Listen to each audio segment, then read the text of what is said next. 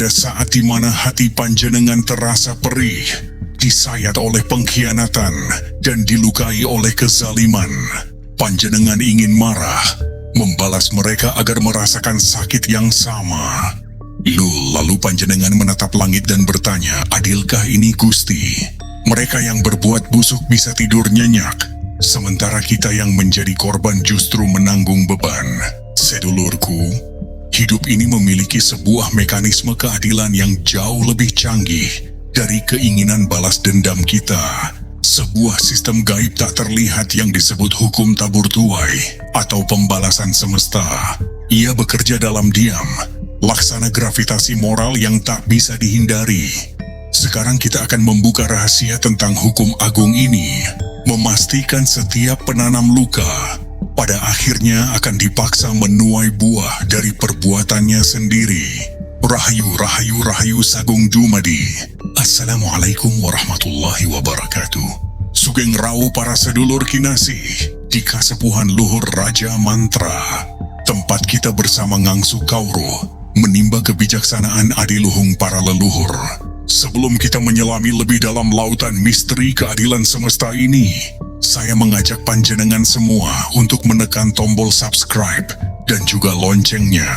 Dengan begitu, panjenengan turut serta menjaga agar obor kearifan Nusantara ini tidak akan pernah padam ditelan zaman. Apa yang ditabur hari ini akan dituai esok dengan bunganya. Sedulurku, ketika panjenengan dikhianati, dihina atau dijatuhkan oleh orang yang paling panjenengan percayai, mungkin saat itu panjenengan berpikir hidup ini tidak adil. Namun, yang tidak terlihat oleh mata adalah bagaimana sang waktu mencatat setiap perbuatan, setiap tindakan, sekecil apapun, meninggalkan jejak energi yang akan menuntut pembayaran di kemudian hari. Mereka yang menyakiti panjenengan pada hakikatnya telah menandatangani sebuah kontrak gaib dengan akibat dari perbuatannya sendiri. Hanya saja tanggal jatuh temponya belum tiba, dan ketika karma itu datang menagih, ia tidak akan mengetuk pintu dengan lembut. Ia akan menendang dengan keras, membawa semua utang yang belum terbayar. Pembalasan semesta tidak hanya mengembalikan pokok utangnya, tapi juga dengan bunganya. Apa maksudnya bunga?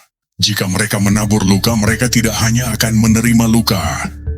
Mereka dipastikan akan menerima kehilangan. Jika mereka menabur penghinaan, mereka tidak hanya akan menerima hinaan. Pasti mereka akan menerima kehancuran reputasi. Orang yang dulu menertawakan tangisan panjenengan, kelak akan dibuat menangis dalam kesepian, tanpa ada satupun penonton yang peduli. Saat mereka jatuh, tidak akan ada tangan yang menolong. Semesta akan menutup semua pintu bantuan.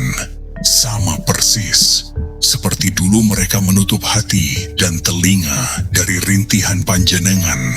Ini bukan dendam, sedulurku, ini adalah keseimbangan. Alam semesta ini menuntut harmoni dan keseimbangan. Setiap energi negatif yang dilepaskan harus dinetralkan.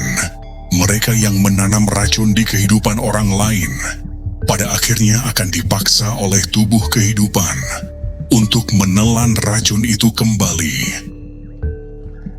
Maka tugas panjenengan bukanlah menunggu mereka hancur, tetapi fokus untuk menyembuhkan diri sendiri.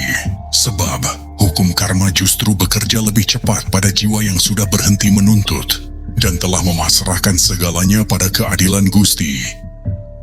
Karma tidak butuh saksi. Panjenengan mungkin bertanya-tanya, mengapa mereka masih terlihat baik-baik saja, masih bisa pamer kebahagiaan? Jawabannya sangat sederhana, karena semesta tidak butuh penonton untuk bekerja. Keadilan ilahi tidak pernah tampil di atas panggung drama untuk mencari tepuk tangan manusia. Ia bekerja di balik layar, dalam senyap, menunggu saat yang paling tepat. Kapan saat itu? Karma akan menunggu ketika ego mereka sedang tinggi-tingginya, ketika mereka merasa paling hebat dan berpikir bahwa tidak akan pernah ada konsekuensi atas perbuatan mereka.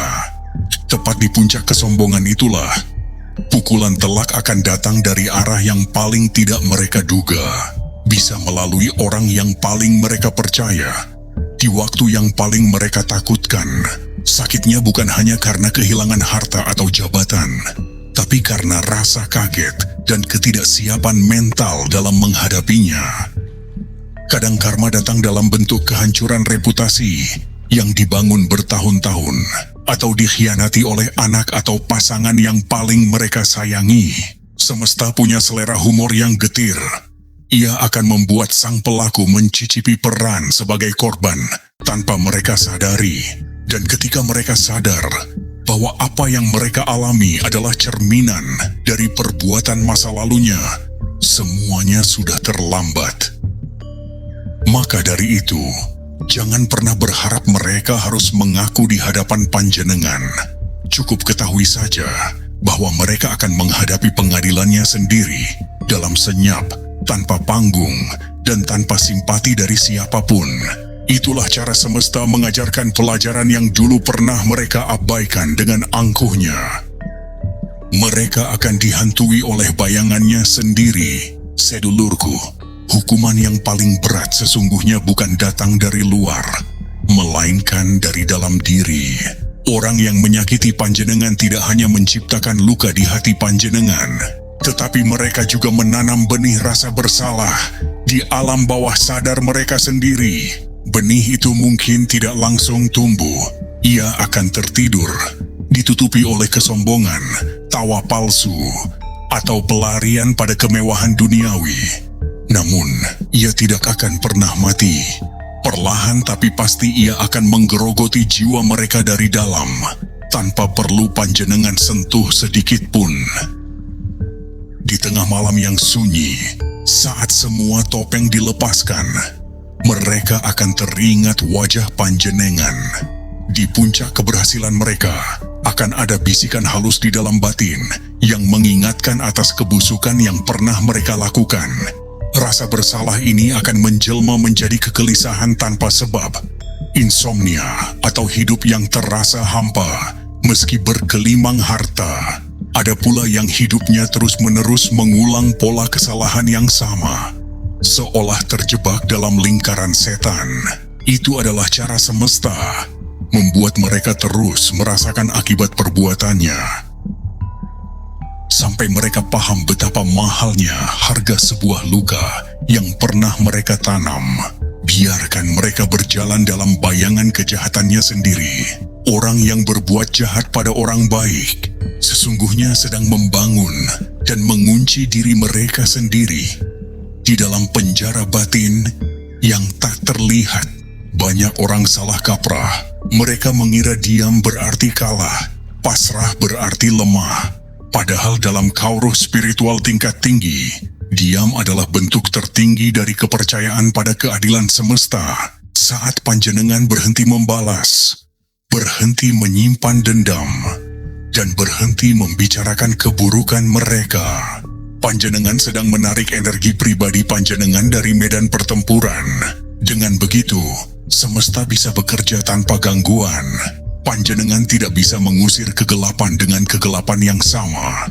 Jika panjenengan membalas dengan cara yang sama buruknya, panjenengan hanya akan memperpanjang siklus penderitaan itu. Namun, jika panjenengan memilih untuk diam, memaafkan, dan melangkah maju, semesta akan menganggap urusan panjenengan sudah selesai dan akan mulai menagih utang mereka. Diam adalah sebuah pernyataan spiritual. Urusan ini saya serahkan sepenuhnya kepada hukum-Mu yang lebih tinggi, Gusti. Dan biasanya, setelah panjenengan benar-benar ikhlas dan memilih diam, keajaiban akan terjadi. Hidup panjenengan perlahan akan membaik. Pintu rezeki baru terbuka. Sementara mereka justru mulai menghadapi badai dalam kehidupannya. Ini bukan kebetulan. Ini adalah ruang yang panjenengan ciptakan agar keadilan semesta bisa bergerak leluasa. Maka, jangan pernah anggap diam itu kelemahan. Diam adalah tanda bahwa panjenengan sudah cukup kuat untuk menyerahkan pedang panjenengan pada tangan keadilan yang maha adil. Pembalasan semesta tidak cepat, tapi selalu tepat waktu. Nafsu kita mungkin berharap mereka segera jatuh, segera menyesal, dan segera datang bersujud meminta maaf. Tapi semesta tidak bekerja mengikuti jadwal emosi kita. Itu bekerja dengan waktu kesadaran, yaitu saat di mana hukuman itu akan memberikan pelajaran yang paling maksimal. Terkadang butuh bertahun-tahun sampai karma itu datang. Namun ketika ia datang laksana badai di tengah hari yang cerah. Tak bisa dihindari, tak bisa menyalahkan siapapun. Mungkin suatu saat panjenengan akan menyaksikan momen kejatuhan mereka. Namun jika jiwa panjenengan sudah sembuh, panjenengan tidak akan lagi menyaksikannya dengan kebencian atau tawa kemenangan. Panjenengan akan menyaksikannya dengan tenang, dengan rasa welas asih. Karena panjenengan sudah melewati fase itu. Panjenengan tidak lagi butuh pembalasan. Panjenengan hanya butuh bukti bahwa keadilan di alam ini memang ada dan bekerja. Dan ketika panjenengan melihatnya terjadi, panjenengan tidak merasa bangga, tapi merasa selesai. Urusan batin panjenengan dengan mereka telah purna. Disitulah letak kemenangan sejati. Karena kemenangan sejati bukanlah saat musuh kita hancur, melainkan saat kita sudah tidak lagi peduli apakah mereka hancur atau tidak. Apa yang mereka tuai selalu lebih berat dari yang mereka tabur. Hukum tabur tuai tidak bekerja dengan perbandingan 1:1. Seringkali balasan dari semesta datang berlipat ganda. Jika mereka menanam satu benih luka, mereka akan menuai 10 macam penderitaan yang serupa, namun lebih dalam. Ini bukan karena semesta itu kejam, tetapi karena sebuah pelajaran spiritual yang mendalam, tidak bisa dipahami dengan dosis yang ringan. Orang yang merendahkan panjenengan, kelak akan dijatuhkan dari posisi yang jauh lebih tinggi di hadapan banyak orang. Orang yang menipu panjenengan, kelak akan ditipu oleh orang yang lebih licik, dengan kerugian yang lebih besar. Orang yang mengkhianati kepercayaan panjenengan, kelak akan ditinggalkan sendirian tepat di saat mereka paling butuh pertolongan. Dan di momen kejatuhan itulah, mereka akan teringat pada panjenengan, bukan karena panjenengan menyumpahinya, tapi karena kesadaran mereka akhirnya terbuka oleh rasa sakit. Hukum ini tidak bisa dinegosiasikan. Tidak peduli siapa mereka, seberapa kuat backing mereka, atau seberapa banyak topeng kebaikan yang mereka pakai, semua makhluk tunduk pada konsekuensi yang mereka ciptakan sendiri. Tugasmu bukan membalas tapi naik kelas. Sedulurku kinasih, inilah wejangan terakhir dan yang paling penting. Panjenengan dilukai bukan untuk menjadi korban selamanya. Panjenengan dilukai untuk naik kelas dalam tingkatan kesadaran. Luka itu bukanlah tanda kekalahan, melainkan pertanda bahwa jiwa panjenengan sedang ditempa di dalam api ujian. Orang yang melukai panjenengan hanyalah alat latihan yang dikirim oleh semesta. Tugas mereka akan selesai ketika pelajarannya sudah panjenengan pahami. Pelajaran apa itu? Pelajaran tentang memaafkan, tentang keikhlasan, tentang kekuatan batin, dan tentang kepasrahan total kepada Gusti. Maka, jangan lagi habiskan energi untuk memikirkan cara membalas. Habiskan energi itu untuk memperkuat diri panjenengan. Sembuhkan luka batin itu. Jadilah versi diri yang lebih kuat, lebih jernih, dan lebih bijaksana. Saat panjenengan sudah sampai di titik itu, panjenengan tidak akan butuh melihat mereka jatuh. Mengapa? Karena panjenengan sudah terbang jauh di atas tempat di mana mereka dulu menjatuhkan panjenengan. Dan kelak, ketika mereka akhirnya menuai apa yang mereka tabur, panjenengan akan mengerti satu hal. Ternyata keadilan tidak pernah hilang. Ia hanya menunggu waktu yang tepat untuk menunjukkan wujudnya. Biarkan mereka sibuk dengan panennya. Tugas panjenengan hanyalah terus tumbuh, tanpa kebencian, tanpa dendam. Namun dengan kesadaran penuh bahwa setiap luka yang berhasil panjenengan lewati adalah tanda bahwa panjenengan sedang dipersiapkan untuk sesuatu yang jauh lebih besar dan mulia. Matur nuwun. Rahayu, rahayu, rahayu. Wassalamualaikum warahmatullahi wabarakatuh.